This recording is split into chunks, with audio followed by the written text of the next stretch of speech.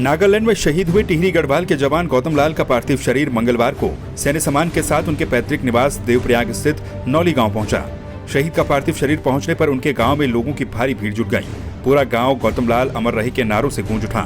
तिरंगे में लिपटे शहीद के पार्थिव शरीर को देखकर सभी की आंखें नम हो गई।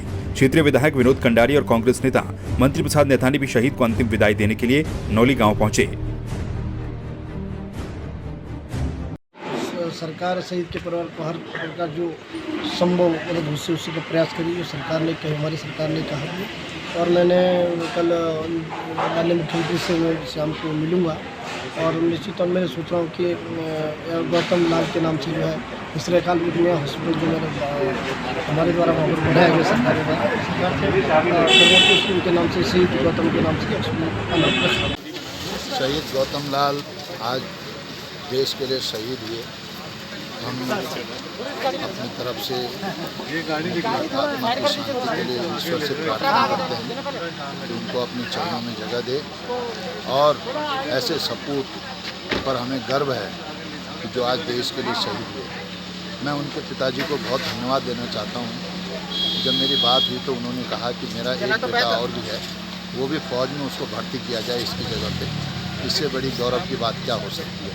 मैं अपनी तरफ से ऐसे अवसर पर अपनी श्रद्धांजलि अर्पित करना चाहता हूं और आशा करता हूं ईश्वर से कि वो अपने चरणों में हमें साथ दे और हमें ऐसे जवान पर गर्व है। जय हिंद।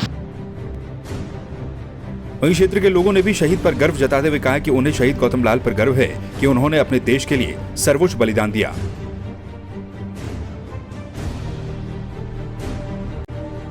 सर ये तो पूरा देश देख रहा है, गर्व है हमको, सबको है। पूरे देश को नाम रोशन करके यहाँ से वो इसीलिए बना तो आज चले गया वो। उसकी एक ख्वाहिश थी कि देश के लिए कुर्बान होना है, देश के लिए चले गया बात। और ये हमारा मन ये सौभाग्य बताएंगे हमारे शिव आपने धन्य पुत्रों के लिए, उन जवानों के लिए, हमारे भारत के जवानों के लिए जो अपनी आत्मा को हंसते हंसते बलिदान कर देते हैं। बहुत गर्व है हमें, उस माँ पर गर्व है जिस माँ ने उसको जन्म दिया है।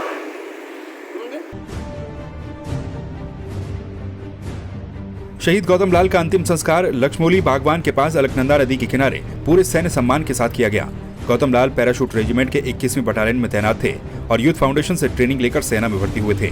सोमवार को नागालैंड के मोन जिले में हुई फायरिंग में वो शहीद हो गए। नागालैंड में इस समय माहौल खराब चल रहा है। असम राइफल के बयान के मुताबिक नागालैंड के मोन जिले के तिरु गांव में उग्रवादियों की आवाजाही का विश्वसनीय तौर पर खुफिया इनपुट मिला था, जिसके बाद गांव में ऑपरेशन चलाया गया। लेकिन गौरतलब है कि गलत पहचान के चलते फायरिंग में कई लोगों की मौत भी हो गई, जिसके बाद क्षेत्र में तनाव की स्थिति पैदा हो गई। इसके बाद हिंसक भीड़ ने सेना के वाहन पर हमला कर दिया, जिसमें एक जवान शहीद हो गया। इसी दौरान सैनिकों के द्वारा आत्मरक्षा के लिए की गई गोलीबारी में 7 और लोगों की जान चली गई। फायरिंग और हिंसा में जवान समेत 14 लोगों की मौत हो गई।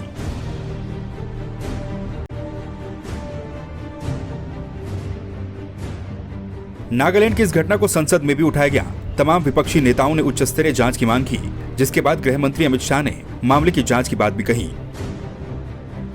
प्राथमिकी दर्ज की गई है और मामले की गंभीरता को ध्यान में रखते हुए इस मामले को राज्य अपराध पुलिस स्टेशन को जांच के लिए सौंप दिया गया है। इस संदर्भ में एक विशेष जांच टीम SIT का गठन किया गया है, जिसे 1 माह के अंदर जांच पूरी करने के निर्देश दिए गए हैं। उपरोक्त घटना के पश्चात दिनांक 5/12/21 की शाम में लगभग 250 लोगों की उद्वेलित भीड़ ने मोन शहर में असम राइफल की कंपनी ऑपरेटिंग बेस पर तोड़फोड़ की।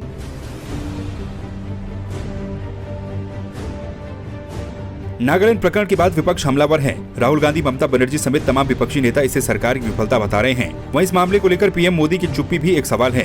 घटना के 2 दिन के बाद भी प्रधानमंत्री के द्वारा इस पर न तो कोई ट्वीट किया गया और न ही सार्वजनिक मंच से कोई बात कही गई। इन सब के बीच नागालैंड में स्थिति तनावपूर्ण है। संवाद 365 के लिए भगवान सिंह की रिपोर्ट।